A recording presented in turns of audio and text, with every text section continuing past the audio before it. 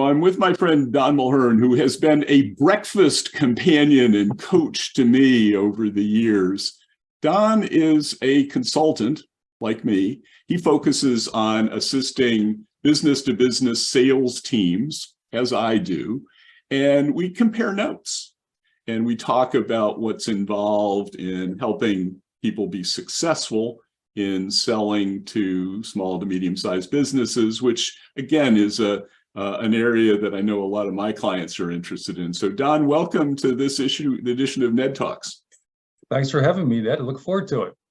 So we do talk about a lot of different things. One of the things we talk about is sort of what it takes for a consultant to be successful in positioning himself or herself with C-level executives. And that's part of the process that you go through every time you are in front of a C-level executive. But what would you say is critically important for, say, the CEO of a business when he's looking at trying to bolster the sales efforts of his team? Well, I would look at it first at a broad level, Ned. And at the broader level, we try to understand what the CEO's goals and objectives and challenges are. We do that through research, obviously. We do that through conversation with that individual and folks on his or her team. And today the obvious ones: risk mitigation, it's a big deal today, right? Of course, expanding revenue, that's where I usually come in with my clients. And although cutting costs, so usually some combination of those things are part of the big three, but you get into some more detailed insights in conversation with these folks. So as far as then engaging with them, which I think was part of your question, really doing your homework, so you know as much about them as you can before you really engage at all.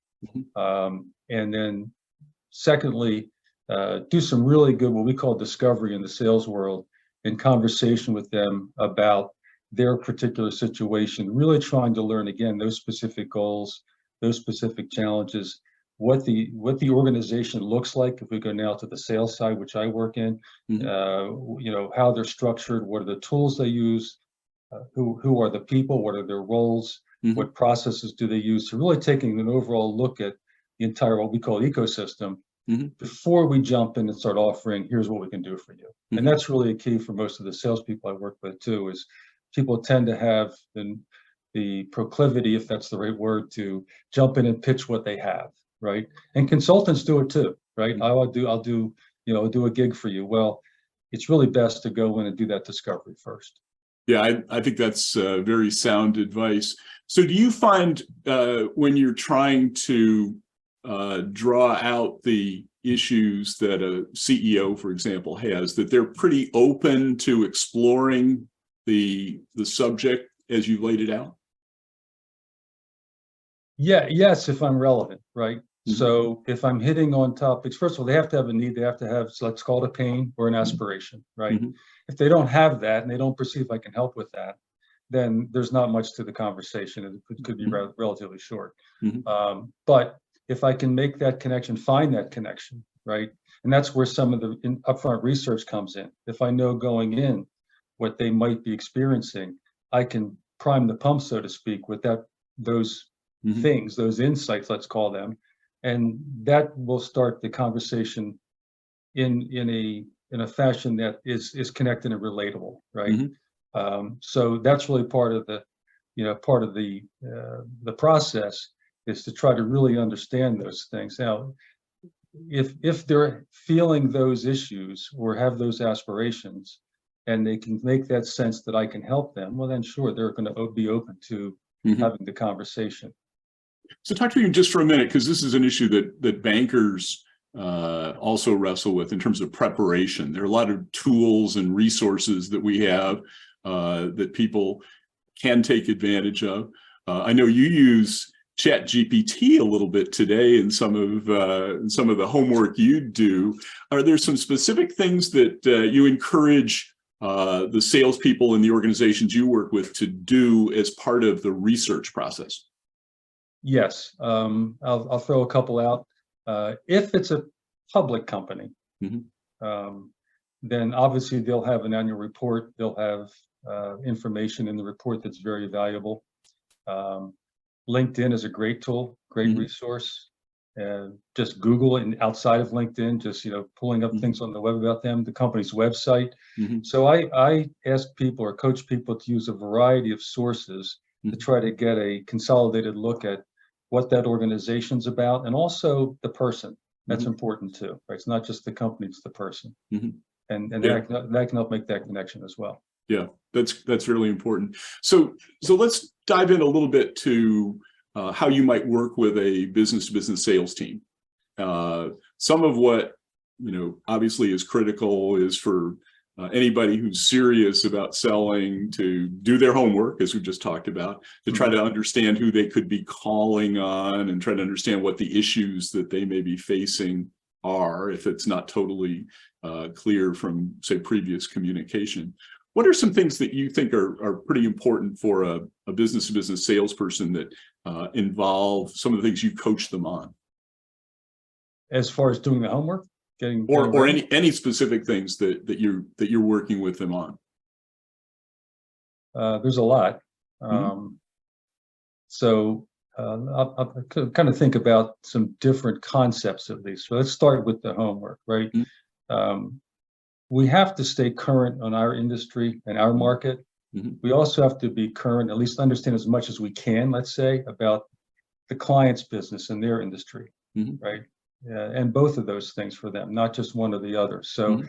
that goes to the homework piece. How much can I find out and learn about this so I can bring some relevant knowledge, value, insights, whatever you want to call it, to the conversation, Mhm. and not just be showing up and saying, what keeps you up at night, which as people in our business now say, please don't do that, right? But Yeah, you that want to, that actually is not a good lead in, and it right, suggests that maybe you don't know anything, nor have you learned anything in right. your homework on the process. Yeah. There is far less tolerance with clients these days for that kind of conversation. They expect somebody to bring something to the table to start the conversation. Clearly, though, you get to their issues through the discovery process I talked about earlier. Mhm. But really bringing something to the table that gives it context is very important, right?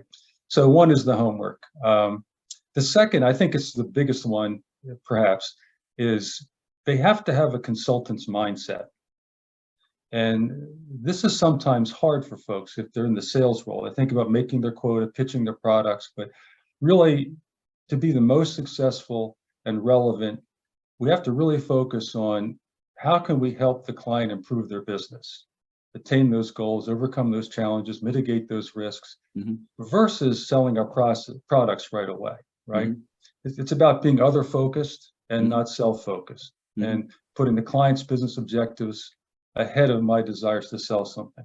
Mhm. Clearly, I want to sell things. That's why I'm in business. But the way to get there is Mhm. to have this consultant's mindset, at least in my view, and I think most people would agree in our position that now you have to know your products, know Mhm. how they fit. Mhm. But then when you do what we just talked about, you come in as a consultant, you do some discovery, you can specifically recommend things that fit for their business. You're Mhm. not just coming in with your laundry list of here's everything I have, do you want it? Mhm. So I think the consultant's mindset coupled with really good discovery, as we call it discovery, right? Those conversations about the client um, are so important. And they're the things that I see most often either missing or shortchanged.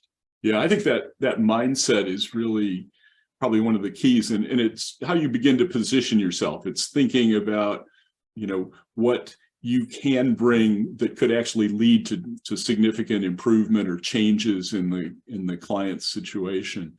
And if you have that mindset, it opens the possibilities of being curious. It opens the possibilities of trying to draw on insights that you may have gleaned from dealings with other companies like the prospect you're calling on. It also opens the possibility that you will draw others in, because a lot of consultants don't try to do it all. They realize that they can leverage teammates, for example, who may have greater depth of expertise. In banking, for example, there are specialists who focus on cash management. or on foreign exchange or on wealth management issues. And a consultant mentality, I think, would be one in which you would embrace that, bring that expertise from the organization in. Absolutely. I think that those of us, and I do it too, I agree, who do that, you're really taking a look at the whole situation and you're seeing, where do I fit and are there going to bring other resources in that fit. Mm-hmm. And I'm not an expert in everything, right? None of us are. So that's part of the value you bring to the client, right? Mm-hmm. And so kind of to segue a little bit into value, in today's environment, people really get the most value from the engagement. Mm-hmm. Our products are all pretty much, maybe not the same, but they do pretty much the same things, mm-hmm. right? So where's the value? The value is in the engagement with the client. Mm-hmm. So if we do the things we're talking about, right, we really care about them, care about their outcomes, ask good questions, come up with solutions that fit, right? Not be pitching our products and pitching everything, and bring those insights we were just talking about, right?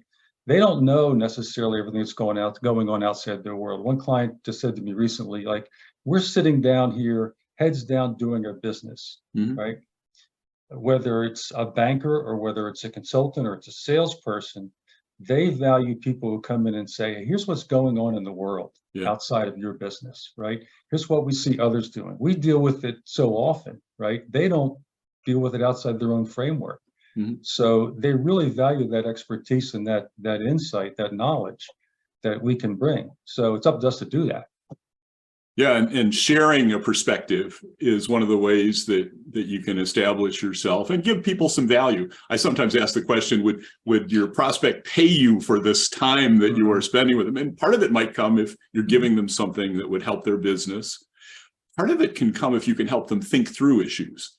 Right. If you can help them sort of connect the dots or see how the organization that they have could improve if they thought about their situation slightly differently. One of the things that you've encouraged your clients to take advantage of are regular business reviews. Can you talk a little bit about that? Sure.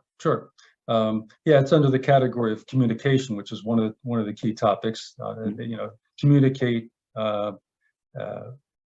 appropriately, let's say, and regularly with clients, and having a structured business review process with the client. My clients find that very helpful for the client and for them. They get a lot of repeat business through that, right? So whether it's quarterly, which is what most of my clients have with their customers, or whether it's a different cadence, but having a set structure with clients where you're going to sit down on a regular basis. Let's say it's a quarterly review. Review last quarter's results, activities, successes, challenges. Review the next quarter, what's coming up. Maybe I take some time in that review to share some things about what's going on that's in my industry that's new, or in my company that's new. Maybe I have some new products or services to share in context with that they would fit with that particular client. And so having that conversation on a regular basis is part of the communication strategy. Not the only thing, but it's a big one for my clients. They find it very successful, and not so much the salespeople, which do find it successful, but as I said, the clients, they love it. Yeah. Well, it's also a way to introduce other people into the conversation if you choose to, which again, in the context of banking, we know that business customers are interested in meeting management. They're interested at times in meeting people who are involved in credit decision making, if they have not met them, senior credit officers and the like. So it is a good construct. I think that's one that a lot of successful bankers also follow. It's a great point. No, it's a great point. Yeah. I had a client just recently tell me that very thing. It was about bankers, right? We were talking about his lending situation, and said, I want to have relationships and know the people who in the bank who are making the decisions around my credit, and not just a single threaded relationship with one individual. Yeah. Well, Don, this has been very helpful. I think one of my takeaways is that both successful clients of yours and successful clients of mine have the consultant mindset. They try to position themselves in that way. They do a lot of upfront work, trying to learn as much as they can about the prospect that they're calling on. But they also work really hard throughout the process of adding value. And I appreciate your sharing your insights with a group of bankers today. So thank you very much for spending some time with us. My pleasure. I enjoyed it, Ned. Thank you for having me. And I hope it's helpful.